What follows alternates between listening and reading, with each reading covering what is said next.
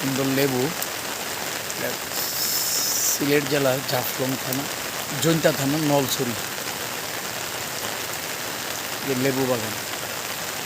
অথচ আমরা যখন আমাদের দিকে এলাকায় এত বড় লেবু হয় না। ক্যামেরাটা একটু জুম করে দেখাই আপনারা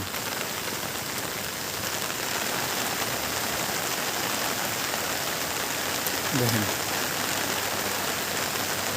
তো লেবু দেখছেন,